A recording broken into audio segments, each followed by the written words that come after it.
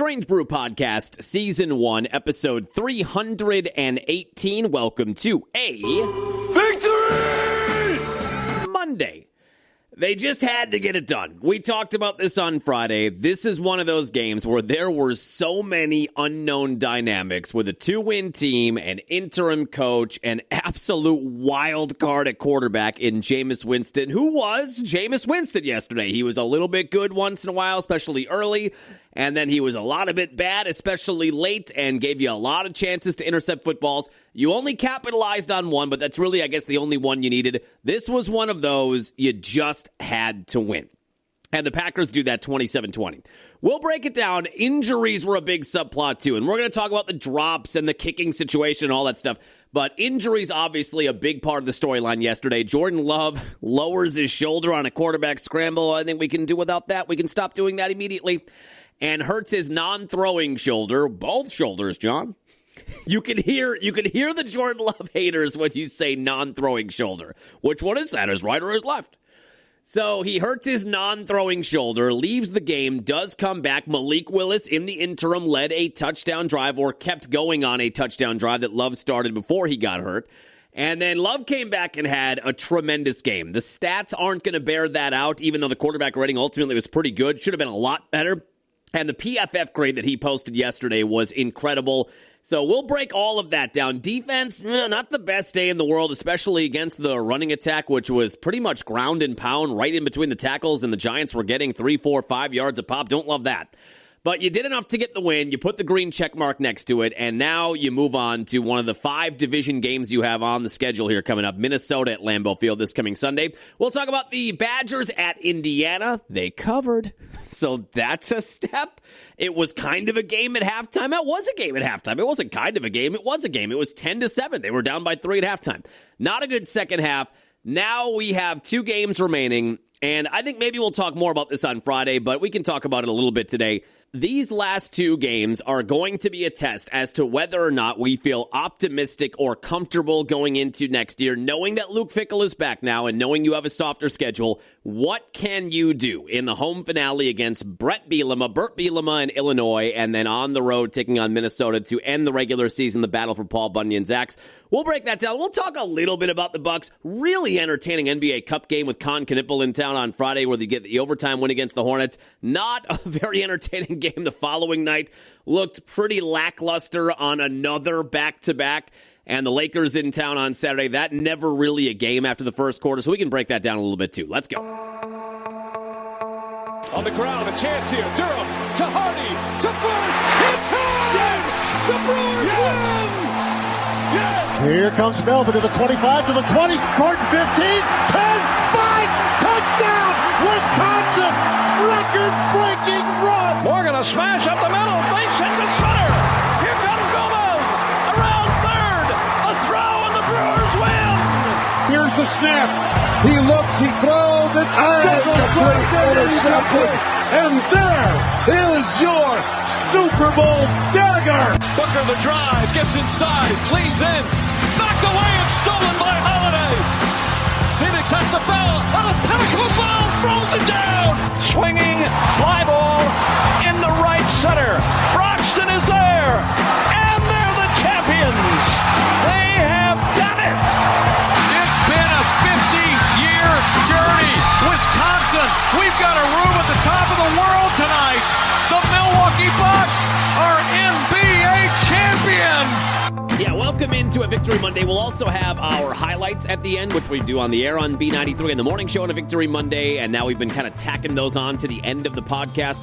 So we'll do that at the end of the podcast as well. I do feel like we have to dust this off. I played this clip so many times in Matt LaFleur's first year in Green Bay, 2019, where we didn't know what to expect. You know, Rodgers at that point kind of felt like he was on the downslide. We didn't know then that he was going to have a solid 2019 and then back-to-back MVP seasons after that, and the Packers would be a 1 seed twice and all that kind of stuff. So there were a lot of unknown factors heading into 2019, and LaFleur and Rodgers seemed to be cohesive out of the gate, and that team goes 13-3. But remember the 13 wins?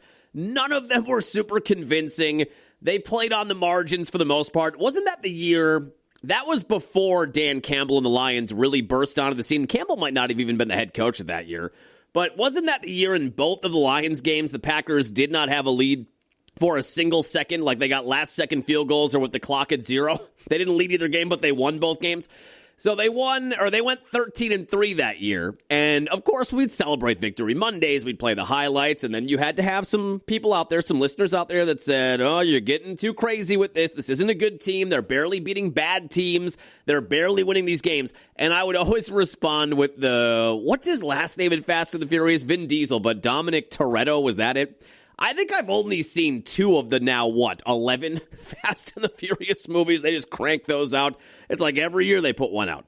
But I played this clip a lot. Winning is winning. It don't matter if you win by an inch or a mile. Winning's winning. I play that like every Monday morning. Paul Walker. It don't matter if you win by an inch or a mile. Winning's winning. So we played that a lot. I almost feel like that would apply for today's Victory Monday as well. But the Packers get the win that they had to get. And we talked about this on Friday. When you look at this schedule after Sunday, you've got 5 division games. And while you feel like, especially given the Vikings losing again yesterday and J.J. McCarthy looks absolutely lost out there, you feel like those are 2 very winnable games, especially this weekend. Now, you go to Minnesota at the end of the year. That is not a place historically the Packers have played great in. But those are 2 you feel like you should get. The Bears, I don't know what to make of the Bears. The Bears actually might be. Did I already delete it? I already deleted it. I could have played the Dominic Toretto for that too.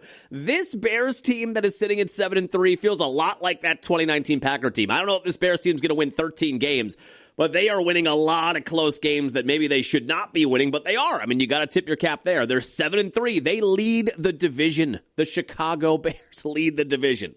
We've got Bears fans in this building. And normally I don't see them from Labor Day until Valentine's Day. Typically they are like ghosts in my life that I don't see a lot of.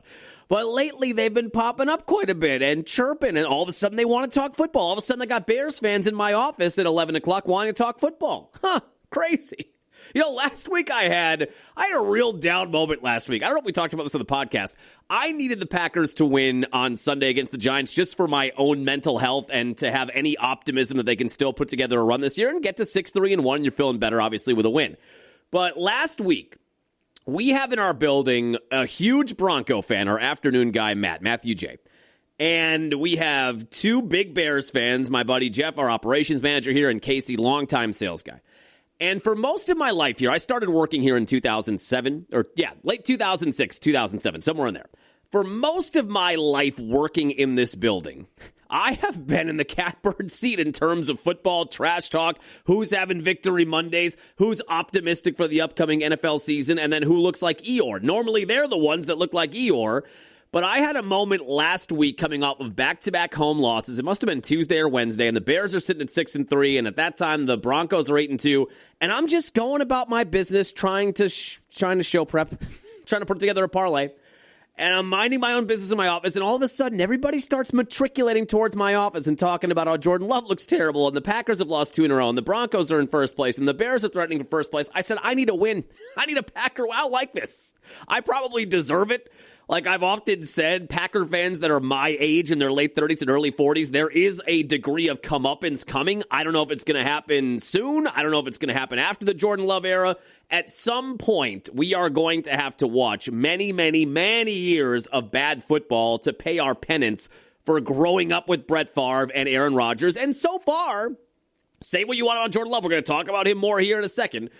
They went 9-8 and won a playoff game in year 1. They won 11 games and were out in the wild card round in year 2. And I guess we'll see where they end up this year at 6-3-1. But at some point, that bill is going to become due, right? We've got a massive credit card bill that we've been pushing down the line. And at some point, that bill is going to become due. But that was a weird moment for me in this building, in 18 years of this building, where other people are having a great time on a Packer or a post-football Monday or Tuesday, and I'm sort of down in the dumps like Charlie Brown. I thought, I need a Packer win. I can't live like this. This is terrible. Is this how they've been doing for 17 years? I can't do this. But the Packers get the win they had to get, knowing the schedule that is coming up. 2 against the Vikings you feel okay with, 2 against the Bears. I guess who knows? I feel good about at least splitting those. But you've got the Lions at their place on Thanksgiving Day, and the Lions are suddenly getting more and more desperate after a loss last night to Philadelphia. We can talk more about that on our run through the NFL, but how about the fact that Eagles defense, everybody, myself included, which I put my hand up, just like Matt LaFleur puts his hand up, I put my hand up. Everybody coming out of the Monday night game, at the Carolina game prior, where the offense looked like trash, freaking out. Is LaFleur's job on the line? Jordan Love's bad. Offensive line's bad. And all of that can still be true. But when you watch yesterday or last night's game, a Lions team that put 44 points on the board in Dan Campbell's play calling debut 2 weeks ago, they could only score 9 points against the Eagles on the road. That offense with Jared Goff and Gibbs and Montgomery and Amon-Ra St. Brown, and yes, they put Laporta on IR just like the Packers had to put Tucker Kraft on the IR, although it sounds like they're going to get Laporta back at some point.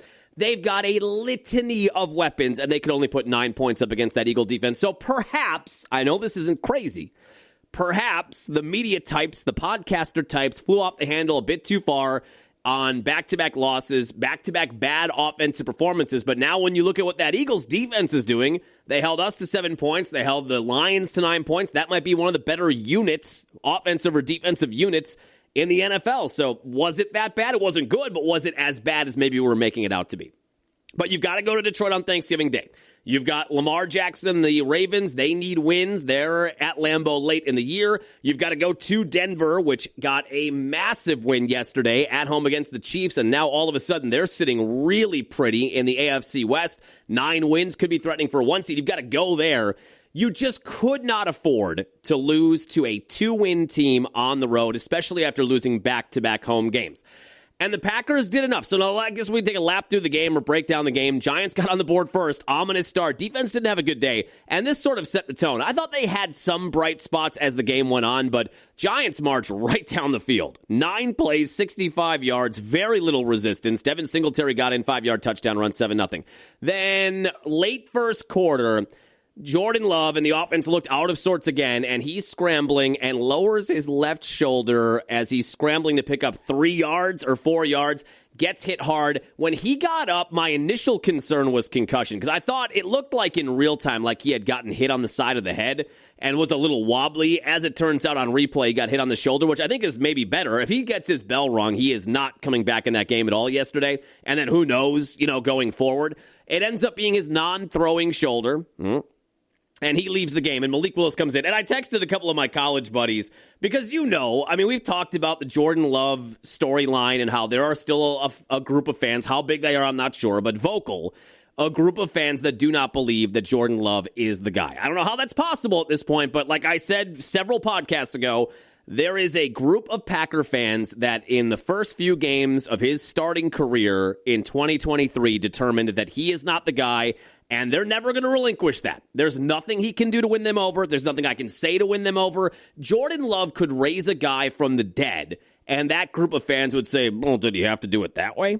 There's nothing he can do to win those fans over.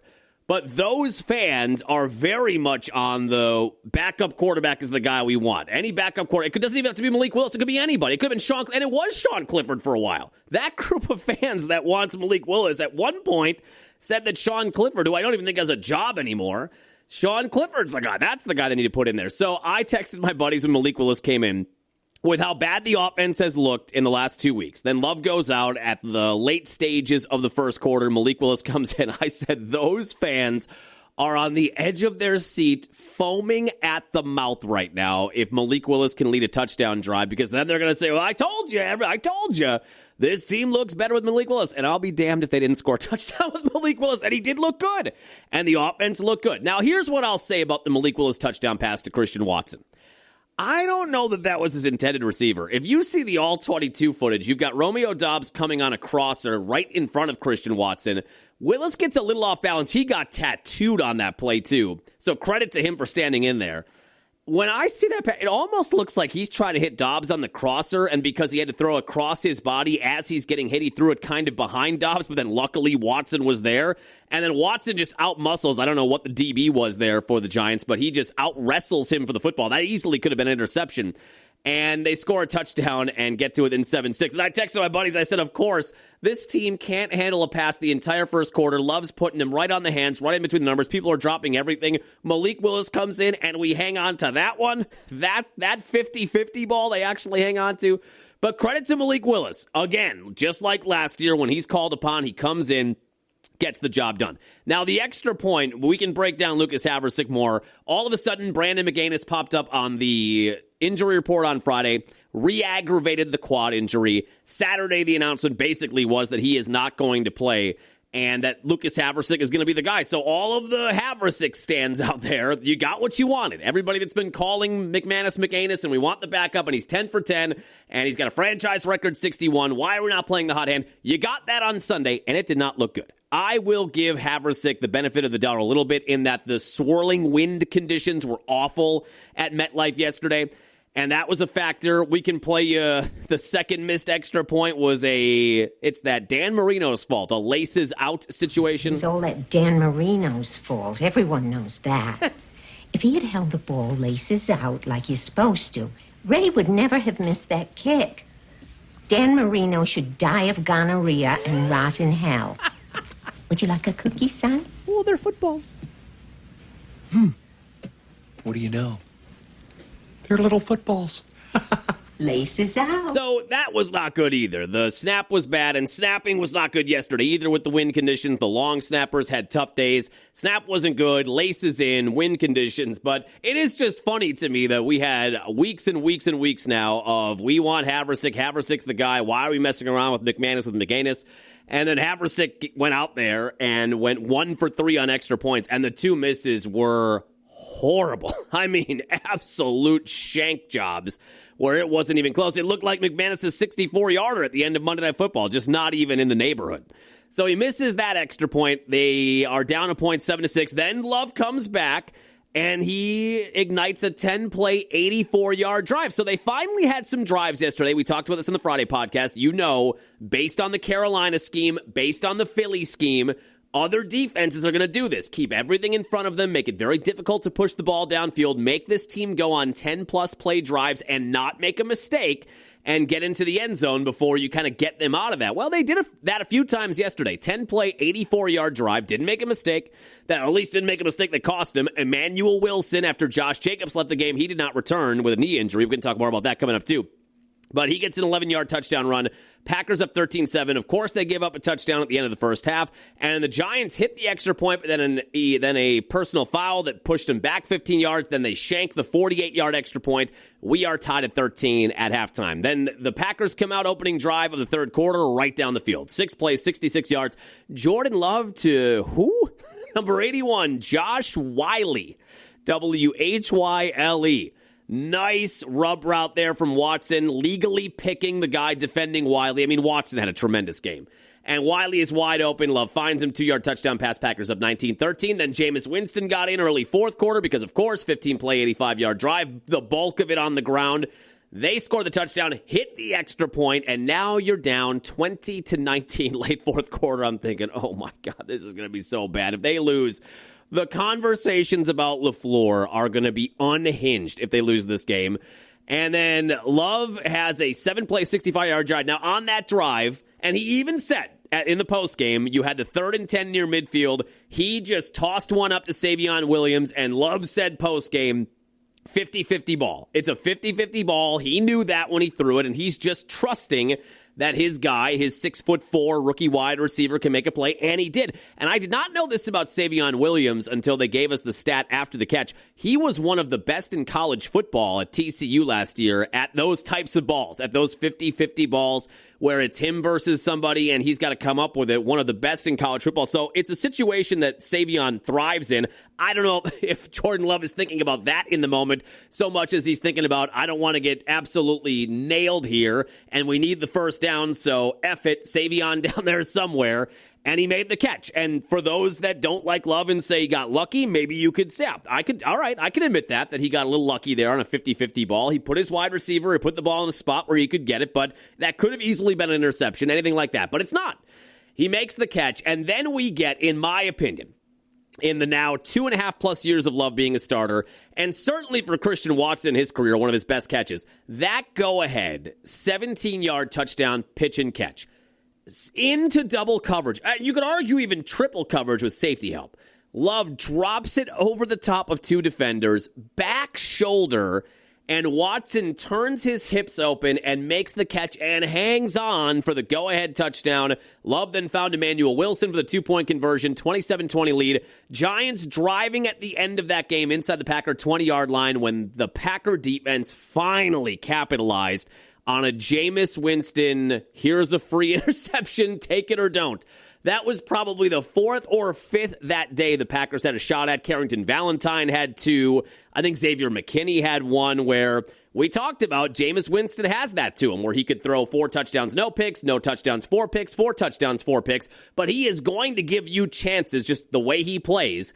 He is going to give you opportunities as a defense to intercept the ball, and you've just got to do it. There is a sort of a Favre-ishness to him. I would never obviously compare a Hall of Fame Super Bowl champion 3-time MVP in Favre to Jameis Winston, but there is a similar dynamic in play there where we used to say that about Favre all the time. He's going to give you 2 or 3 every game. It's just a matter of can you make the play. And the Packers had their chances before that, but they finally get the interception. Evan Williams picks it off in the end zone. Giants had all 3 of their timeouts. Packers run it 3 times. They punt the ball. And then Micah Parsons, he's a closer. He had a sack and a half yesterday. Not super visible all game long, but when the money was on the line, when the money's on the table on a 4th down late where the Giants are deep in Packer territory, he got a sack. And on the final play before Winston could unleash a Hail Mary that who the heck knows what's going to happen on that play, gets a strip sack to end it, and the Packers hang on for a 27-20 win yesterday. Now, let me play the LaFleur game ball audio postgame. We came into this game and said, whatever the it takes. Yep. It took all 60 minutes, and we found a way, and that's all that matters. Give it up for yourself. Watch your mouth. Give it up for yourself. Some Lifebuoy soap in that mouth. Adversity. It hits every week in this league, man. It hits every week. All 3 phases, we made enough plays to get the dub, and it ain't easy winning this league. So I got 3 game balls. First of all, this guy came and made 2 monster touchdown catches. Oh, yeah. He had 4 for 46. I don't got much for y'all, man. I just want to say appreciate it to everybody here, man. Let's keep going. If you need somebody to flip the field, give it up for Daniel Wayne. Yeah, that's true. He was great.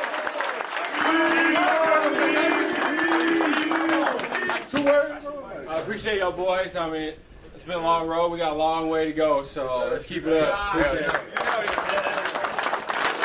And finally, last but not least, when we needed a takeaway, we got it.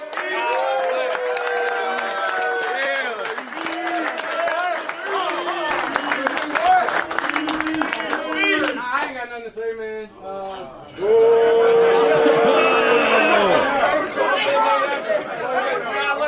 Y'all the reason I show up every day, give it all I got. I mean, it's always love for y'all. Let's keep going. It's a long road. We got to keep going.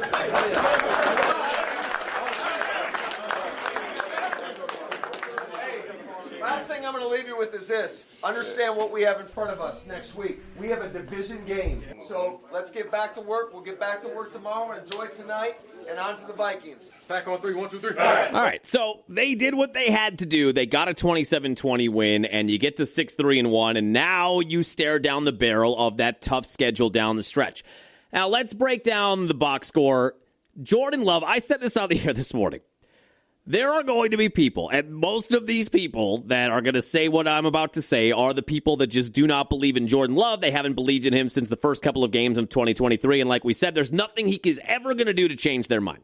There are going to be people in your life. This is a good acid test for whether or not you are judging Jordan Love's success on the field objectively or subjectively. Because there will be Packer fans that will leave the game yesterday and say, Malik Willis should be running this team. The offense runs better with Malik Willis. That drive was much smoother. He needs to be the guy. Those people are not sharp. They're not. Malik Willis is a very good backup quarterback. He was very good in 2 starts last year and in the Jacksonville game. He was very good in a tough spot yesterday. Malik Willis is not Jordan Love. Malik Willis does give you the running dynamic. I will grant you that. I don't think anybody's ever argued that. He does give you a much more athletic presence in terms of getting out of the pocket, speed out of the pocket. We saw that on the quarterback keeper yesterday. Jordan Love is not athletic, but he doesn't give you that. I mean, it is a visible difference when Malik Willis is on the field that he gives you that added element. Jordan Love yesterday had one of his best games, maybe his best game as a Packer. And the stat line, if you're just scouting the box score, it's not going to tell you that, even though the box score isn't even that bad. But if you're just basing your opinions on Jordan Love on the box score and nothing else, you're not going to believe that. But it's true. As Kurt Angle said, it's true. It's damn true. Love finishes the day 13 of 24, 174 yards, 2 touchdowns, no picks, quarterback rating of 105. QBR of 74. He should have had a quarterback rating of 140 yesterday. He's 13 of 23. How many drops, guys? How many drops? 6 drops? 7 drops? And not just, these aren't on Love, but the fact that the Packers just drop balls all day. Wide receivers, cornerbacks. Valentine had 2 drops. Dobbs had 2 or 3 drops. Jordan Love should have been 20 of 24 for 250 or 260, 2 touchdowns, no picks, and a quarterback rating of 135 or 140. Jordan Love's PFF grade yesterday was the highest of his career, 93.6, I think on a sliding 100 scale, and that is the best of his career, even including any of those great games he had second half of 2023 and the wild card game in Dallas, which, as we've talked about, I think that's his opus, just based on the stats, the numbers, the circumstances on the road in the playoffs, all that stuff. His PFF grade yesterday was higher than in any of those games, and the PFF grade factors in that he didn't get any help from anybody. He got no help really from his offensive line, didn't get help from his wide receiving core, tons of drops yesterday on passes that were just dead on the money. So you are going to have people that are going to say Malik Willis should be the guy. Love was mediocre. I heard it all over ESPN. Even the Bill Simmons podcast, which I do love listening to, is Monday Morning Recap with Uncle Sal. They were talking about the Packer-Giant game. They said Jordan Love looked bad yesterday. Tell me you didn't watch the game without telling me you didn't watch the game. That was one of Jordan Love's, maybe his best performance as a Packer, even though the numbers maybe aren't going to bear that out. So if you are somebody that just blindly hates Jordan Love for no reason and you watched that whole game yesterday, if that is still your take coming out of it, I don't know what to tell you. If your take is still Malik Willis should be the guy, Love's not the guy, find somebody else, then you just can't accept the fact that Jordan Love has really, really good games. It's okay to say that, by the way. I think Jordan Love is the guy. And I've thought that since the second half of 2023. And have we had some ups and downs with that take? Absolutely. But I still think he's the guy. And what did I do last Monday? I said to you, he has had 2 bad games. He had a bad game against Carolina, a bad game against Philadelphia. His offensive line didn't help. His wide receivers didn't help, but he was not good in those games. It is okay. If you don't think Jordan Love is the guy, trust me, it's okay to still say he had a really good game yesterday. You can still say that. You can say that and still believe that he's not the guy. You don't have to abandon your macro take by saying on a micro level, oh, you know what? Jordan Love was pretty damn good on Sunday. I don't think he's the guy, but man, he was really good on Sunday. That go-ahead touchdown pass late in the fourth quarter on a go-ahead touchdown drive to Christian Watson, that was pretty good. It's okay to say that. It's okay to say he is the guy and he played bad. You don't have to have your overall take, doesn't have to line up with the game-to-game that we're going through. But if there is still somebody in your life that leaves yesterday's game saying Malik Willis is the guy, Love's not the guy, Love was mediocre yesterday, whatever, then they're just not watching the games, or they just hate Love, and they're just never going to like him. So Love was one of his best games yesterday, excellent yesterday with 105 quarterback rating that should have been in the 140s or maybe even 150s. Now, running-wise, Josh Jacobs went down. It's a shame. He was off to a good start, 7 carries, 40 yards, 5.7 yards a carry. The running game overall, the offensive line still was not perfect yesterday, and Zach Tom left the game too, and he came back, and Dobbs left the game, and he came back. Injuries were a big part of this yesterday too. I thought the offensive line was okay yesterday. The overall running numbers are pretty good. 23 carries, 128 yards, 5.6 yards a carry, and a touchdown. That you can live with. Emmanuel Wilson came in, 11 carries, 40 yards. He had a touchdown, 3.6 yards a carry. Bo Melton on that reverse. Nice call there. 1 carry, 17 yards. And Malik had that quarterback keeper, 1 carry, 16 yards. Chris Brooks, 1 carry, 8 yards, and Love had 2 for 7. Receiving-wise, Romeo Doubs had some big misses. Now, he's another guy. If you tack on those drops to Love's stat line, Doubs could have had 7 catches for 100 yards yesterday. He has 4 for 53 and several big drops, but he also made some big plays down the stretch. Watson, the yardage numbers aren't going to blow you away. That was, I think, one of his best games as a Packer. 4 catches, 46 yards, 2 touchdowns. And the 2 touchdowns, the one from Willis that was coming in hot from 2 yards away that might not even have been intended for him, and the one that he makes, back shoulder, falling down, double coverage, maintains possession, 2 of the best catches in his Packer career. And what was the knock on Christian Watson for the majority of the early part of his career? Basically from play 1 of his career in 2022, where Rodgers airs out that bomb in Minnesota and it should have been an 80-yard touchdown reception. Instead, it was incomplete. The question has always been, does he have the hands? I mean, can he have the hands and haul in these passes that could take him to a Pro Bowl, all-pro level? If he can show consistently what he showed yesterday, then we're seeing another level to Christian Watson's game. 4 for 46 and 2 touchdowns. Savion had 1 catch. It was one of the biggest catches of the day, if not the biggest catch of the day, in that 3rd and 10, where if you don't get that, you're punting. And that is the drive that results in the go-ahead touchdown to Watson. 1 catch, 33 yards. Matthew Golden, the yardage prop bet is dead. 1 catch, 24 yards. Then he got hurt. He got hurt. Then I don't think he came back. Dontavian Wicks had 1 for 9. Wilson 1 for 9. Fitzpatrick 1 for 5. Josh Wiley, I think we're going to see more of this guy. 3rd-string tight end. They called up from the practice squad, had the 1 catch for 1 touchdown. He has really good size. 6'7", this guy is. And he was not bad. Let me pull up his numbers. He was in Tennessee the last 2 years. And he actually, I feel like maybe late in the fantasy season, I was in desperate need for a tight end. I might have added him. He was not awful in Tennessee last year. 28 catches, 248 yards, 9 yards a catch, and a touchdown in Tennessee. He was a 5th-round pick out of Cincinnati. Luke Fickell? That's a Luke Fickell guy, right?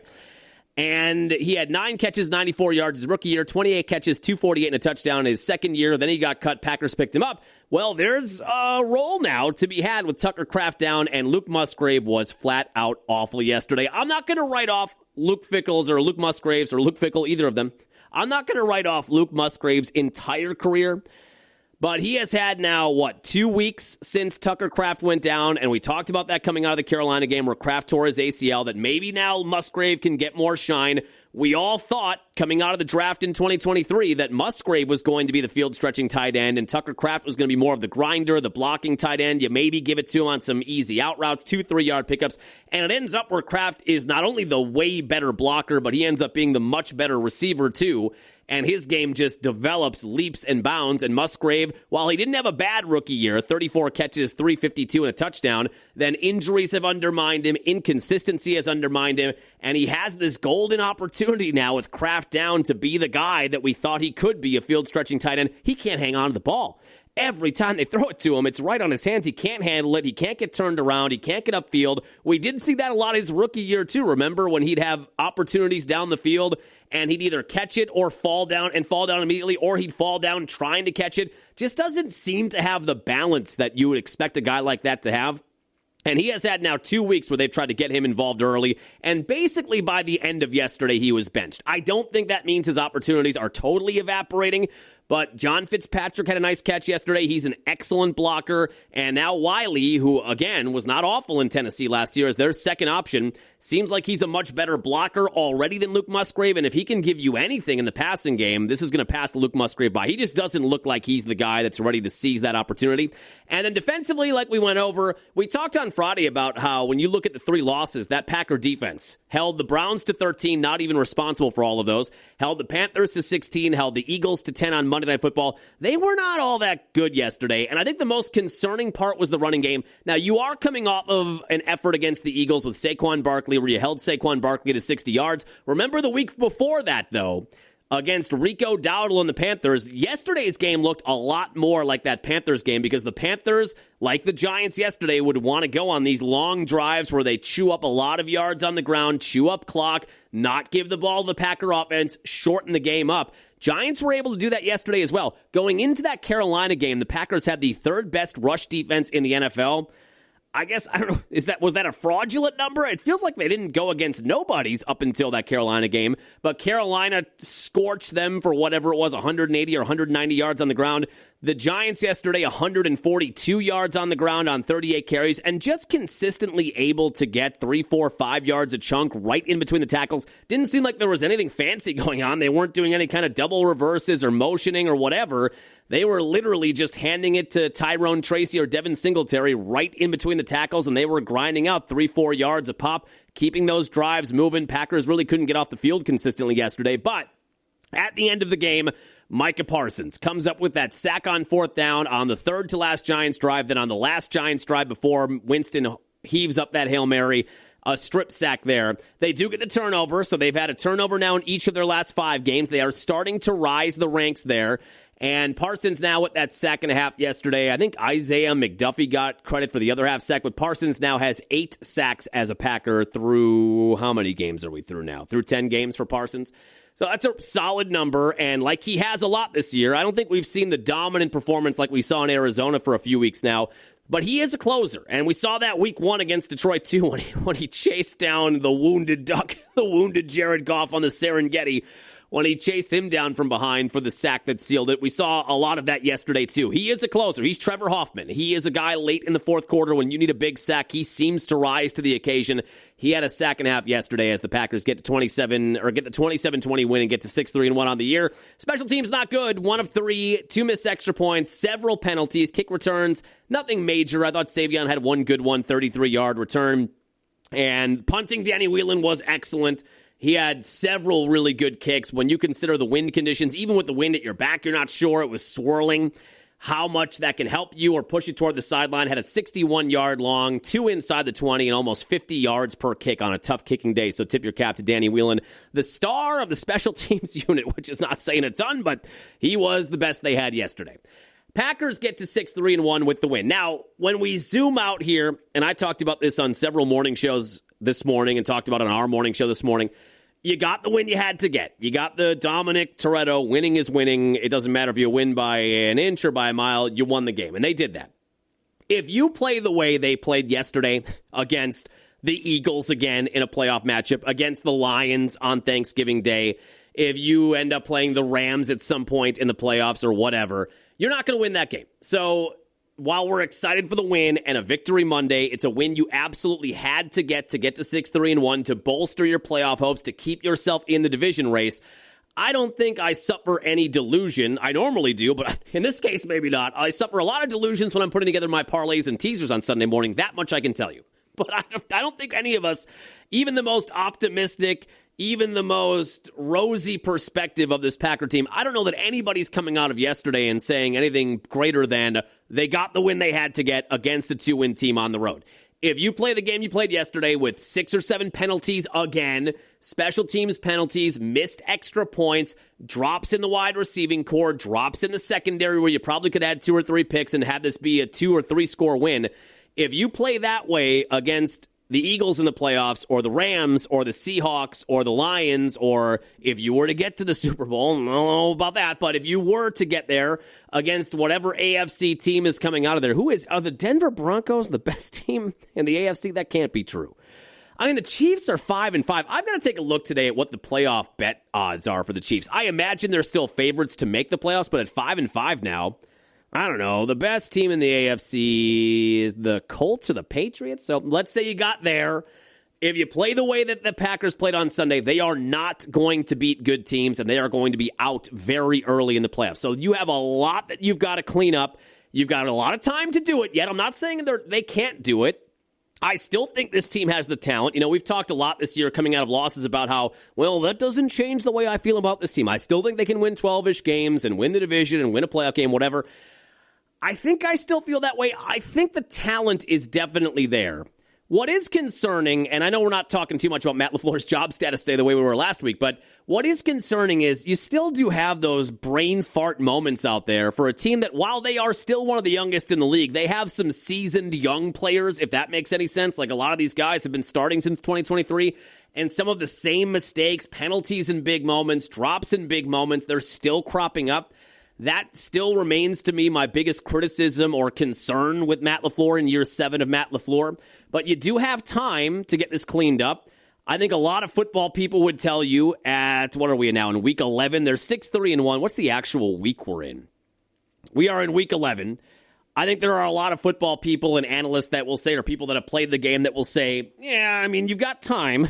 Technically, you have time. You have games remaining.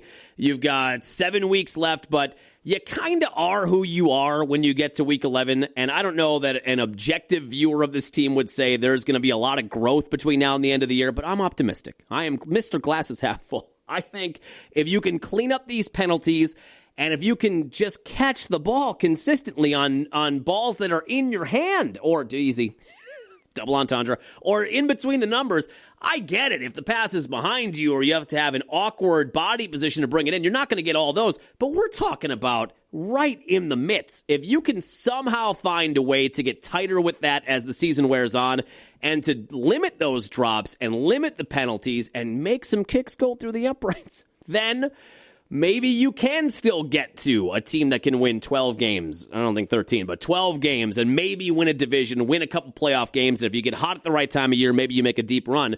But they have a lot to clean up. If they play the way they played on Sunday against a good team, you're going to lose that game.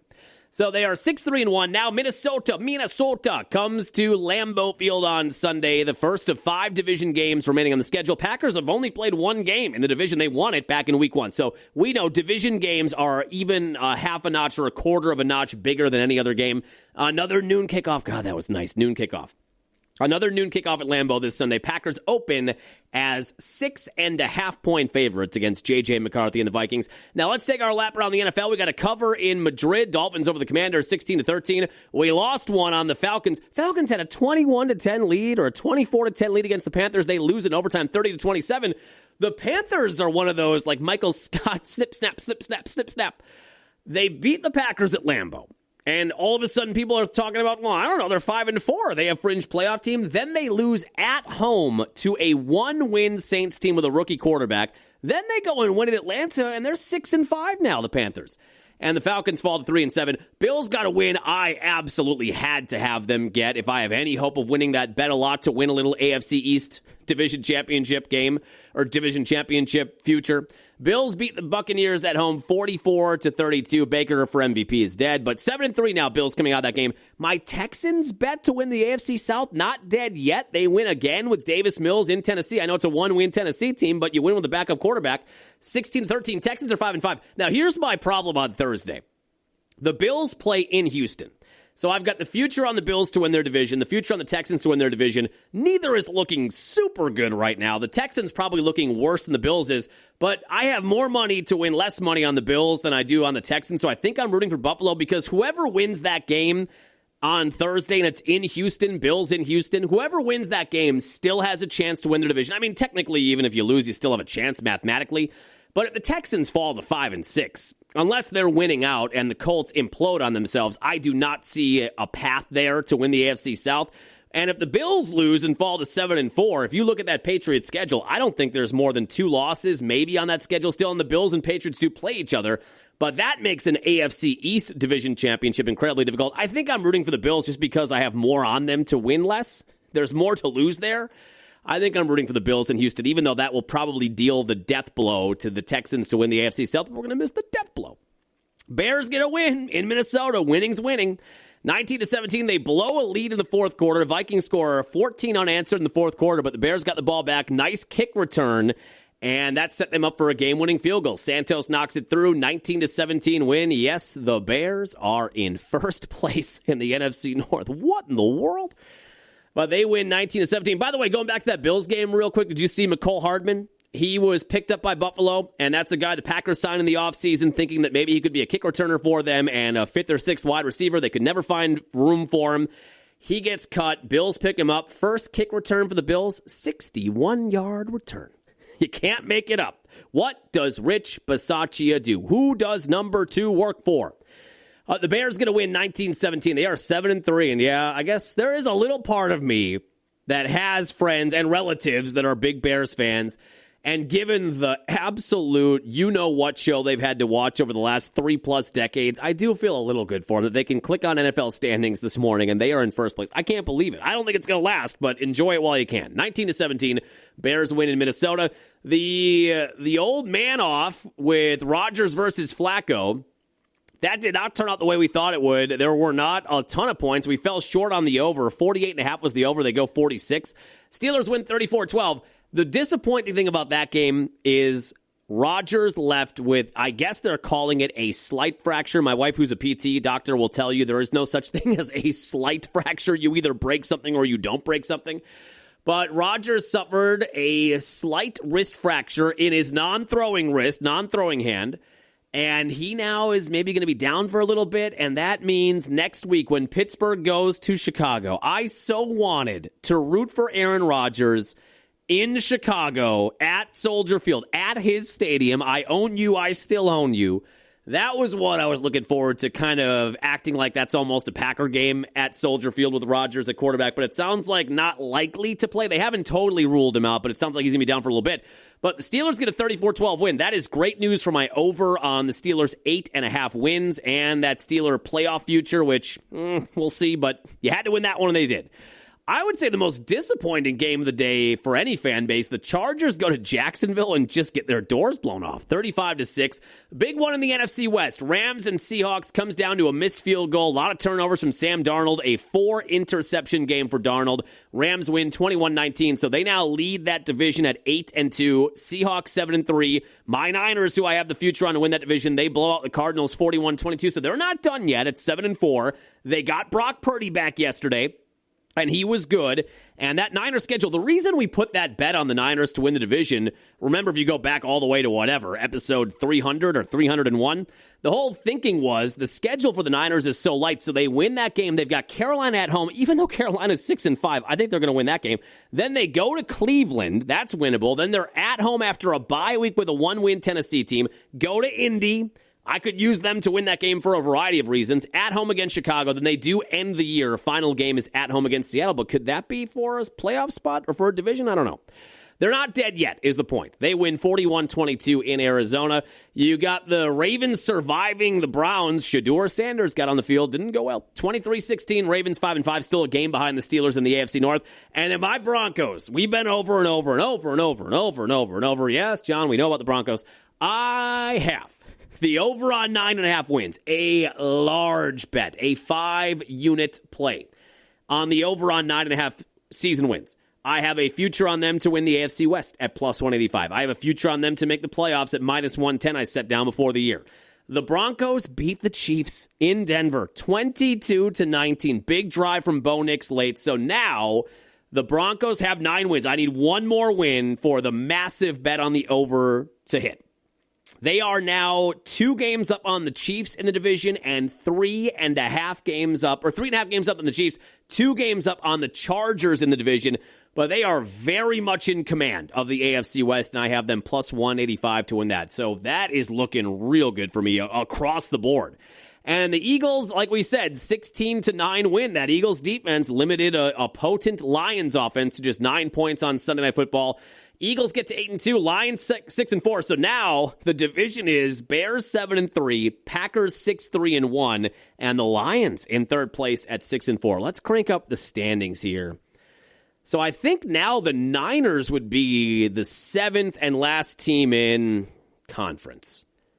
I think the Packers get out of that spot. Yeah, the Packers would be the 6th seed. So this, by the way, if the season ended today, the Packers would play wild card weekend in the 3-6 matchup against the Chicago Bears. I don't think it's going to stay that way, but that's how it would be right now.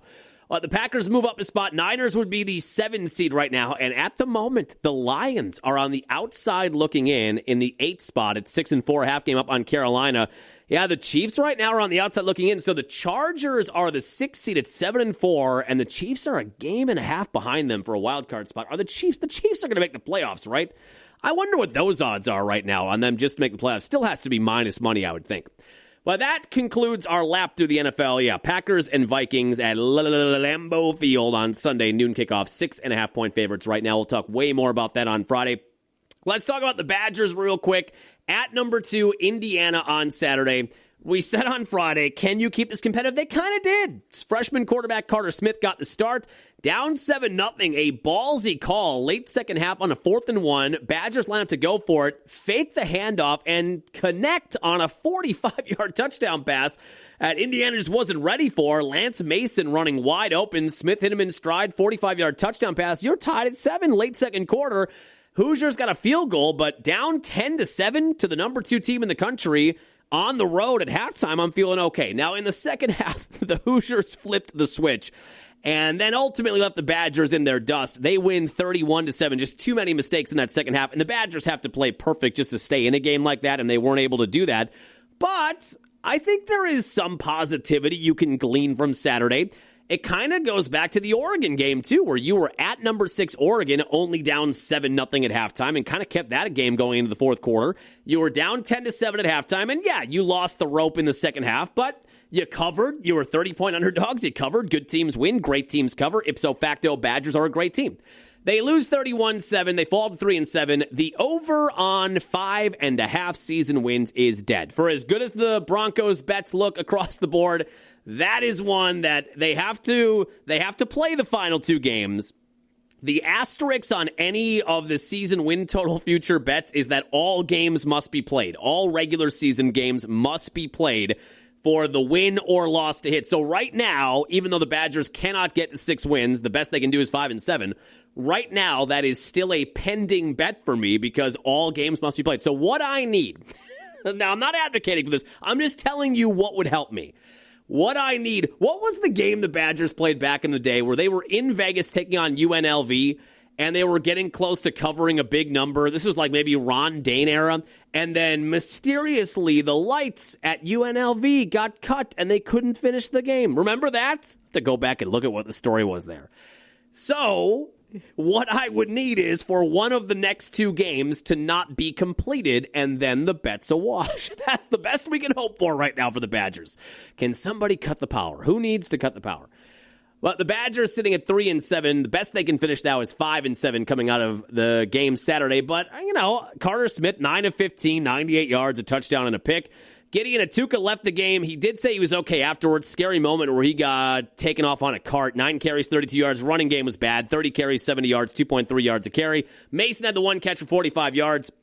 That was the highlight in terms of receiving. Defense was good again. Mason Posa, 12 tackles and a sack. 2.5 sacks from Darrell Peterson. Catalano had 5 tackles and a sack on the day. So that young linebacking core and that young front 7 continues to look pretty good against really good offenses. A top 2 offense in the country at their place. Still things to like there. Now, for the Badgers, we can talk more about this on Friday, and we probably will. I was texting a buddy of mine, and I said, these last two games and how the Badgers perform is going to determine whether or not you have any optimism heading into next year. Like we talked about when the news came out from Chris McIntosh that Fickell is coming back in 2026. Even though that's a move he had to make because they are tied at the hip together, my feeling is this team is still ultimately headed in the wrong direction, and I would like a change. But I recognize now it's not going to happen.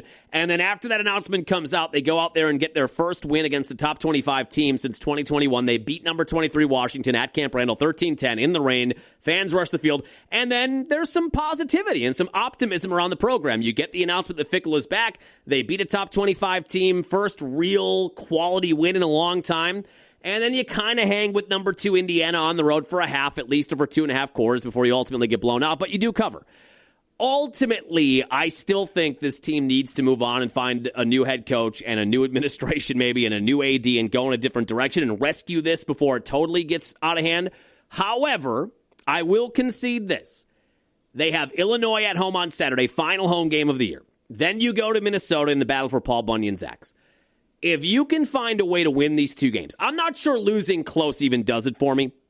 It might for you. I mean, there are some Badger fans. If you lose Saturday's game at home to Bielema 30-27 or whatever, 20, they're not going to score 27 points. If you lose 17-13 or 20-17 on the last second field goal on Saturday, and you lose at Minnesota, but it's 21-20 or something, and it comes down to the wire, there are some Badger fans where even if you finished the year 3-9, 1-8 in Big Ten play, there would be some fans that would say, okay, you were kind of in it at halftime at Oregon, you beat Washington, you were kind of in it at halftime against Indiana, and you hung with Illinois and Minnesota. That might be enough for some. If I'm going to totally reverse course here and say, Fickell might be the guy, maybe this is the guy that can drag us through this and get out of the other side, I need to see a couple of wins. If they can go out there and beat a 7-3 Illinois team, Badgers open as 9.5 or 10-point underdogs heading into Saturday, and it's a nighttime kickoff, 6:30 p.m. kickoff at Camp Randall on Saturday night. If you can beat that team, and then you go to Minnesota, and you look way better than you did last year in the Paul Bunyan's axe game, which I stand by, even though we've seen some low points, like the Iowa game this year. I mean, there have been the Maryland game. There have been some low points this year. I still think with all that was on the line on Black Friday last year at home, chance for a 6-6 year, chance to keep the bowl streak going, chance to win back Paul Bunyan's Zax, and the Badgers absolutely no-showed a pathetic effort last Black Friday. I think that is the worst of all the losses in the Fickell era. So if you can go beat Illinois this weekend, and then you go to Minnesota against a Gopher team that's kind of, I'm going to say middle of the pack still in the Big Ten or slightly above the middle of the pack. They are 6-4, 4-3 in the Big Ten. What is Illinois? Illinois 7-3, 4-3 in the Big Ten. So if you can win these two games, you beat Bielema at home and you beat PJ Fleck and you get Paul Bunyan's Zax back, you finish the year 5-7, you're 3-6 in conference, you came within a game of your season over-under win total. Fickell got the endorsement. We know he's back next year. You've got a good young defense. If you win these two games, I'm not fully back in, but I'm starting to believe a little bit. I'm starting to believe that going into next year, you've got momentum then where you were competitive with the number 6 team in the country. You beat the number 23 team in the country. You were competitive for a half or a little better than that against the number 2 team in the country. And then you beat, right now, 2 teams that are better than you in the Big Ten, Illinois and Minnesota, and you get the axe back. You're heading into next year, and you've got a much softer schedule next year. I don't see any top 10 matchups on the schedule outside of maybe Notre Dame at Lambeau Field, but in terms of conference opponents, I don't see, like we had this year, number 1 Ohio State, number 6 Oregon, number 23 Washington, number 20 Michigan, number 2 Indiana. There's not going to be any of that.